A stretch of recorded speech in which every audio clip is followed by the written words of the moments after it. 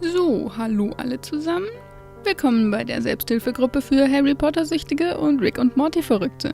Ich bin Mia und ich erzähle euch jetzt was zu diesem Bild. Das hier wird ein Crossover von Harry Potter und Rick und Morty, wie man vermutlich schon im Titel sieht. Mit dabei sind Rick Sanchez, Morty und Summer Smith und der gute alte Basilisk aus der Kammer des Schreckens. Wir befinden uns mitten in einem Abenteuer der feinsten Sorte. Ich nehme an, Rick braucht wieder irgendeine verrückte Zutat oder so, die diesmal in Hogwarts versteckt ist, weil da verstecken sich ja ganz viele feine Sachen. Und Rick als Zaubertrankmeister versucht gerade irgendeinen Trank zu brauen, von dem noch keiner ganz verstanden hat, wozu der gut sein soll.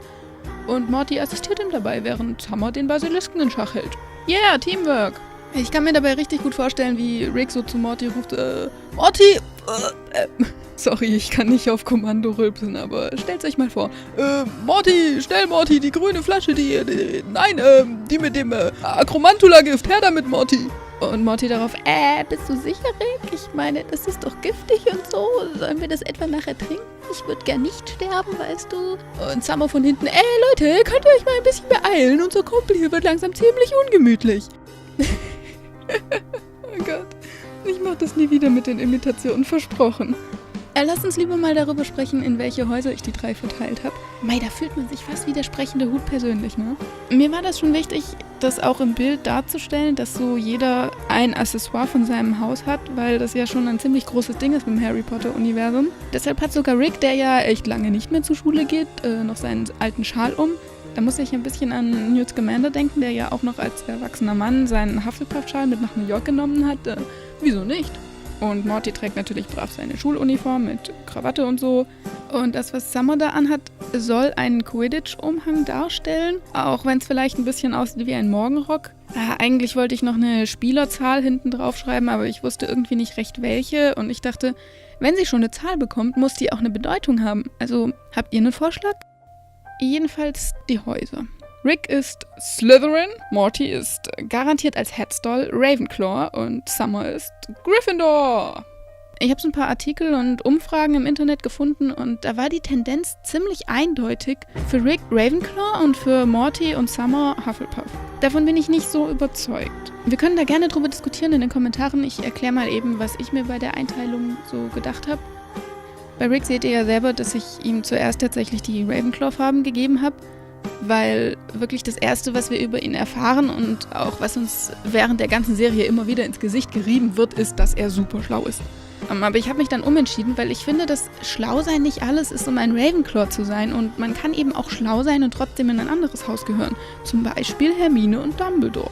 Ich finde, es kommt auch darauf an, wie man seine Intelligenz einsetzt und welche Ziele man mit seinen Fähigkeiten verfolgt. Rick ist ja nicht wirklich klug oder weise, sondern eben eher so gerissen mit seiner Schlauheit. Also er nutzt seine Intelligenz nicht, um zum Beispiel als Mentor sein Wissen der jüngeren Generation weiterzugeben oder als brillanter Wissenschaftler Bücher zu veröffentlichen oder Reden zu halten, sondern er macht das meiste, was er tut, nur zum Selbstzweck. Er strebt immer nach seinem eigenen persönlichen Ziel.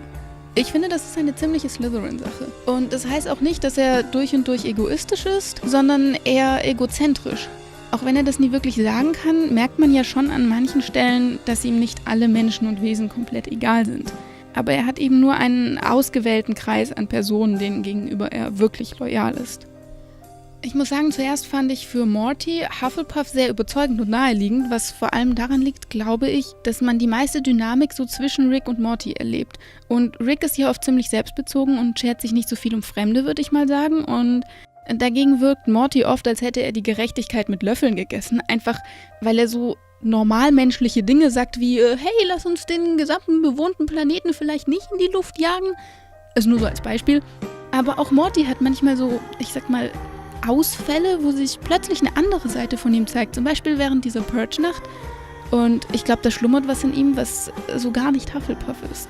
Außerdem ist er so überhaupt kein fleißiger Arbeiter, in der Schule eher mittelmäßig, träumt von Jessica und es ist nicht mal so, dass er sich in seiner Freizeit dann für andere Dinge brennend interessiert und auf ein großes Ziel hinarbeitet oder so, sondern in seiner Freizeit läuft er hauptsächlich Rick hinterher.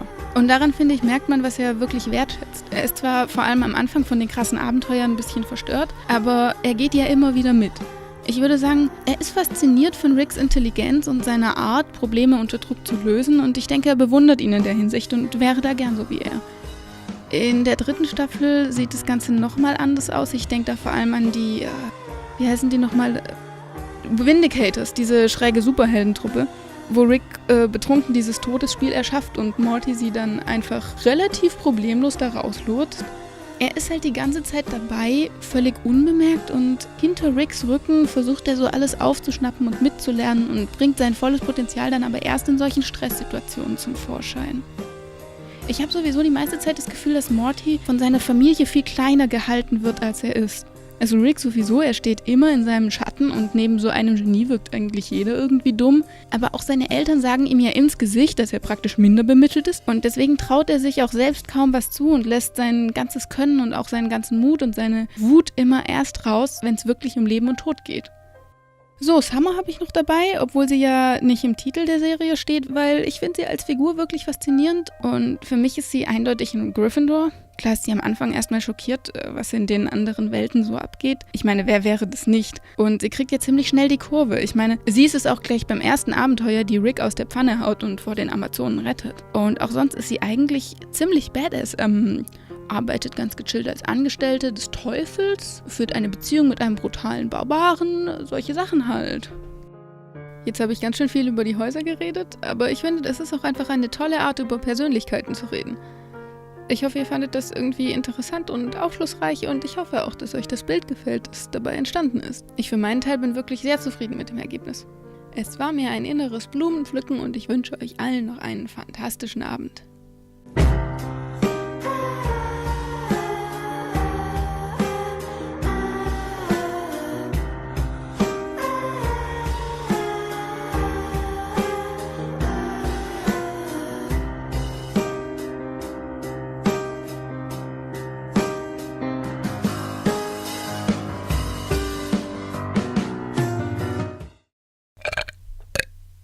Oh, das war gut.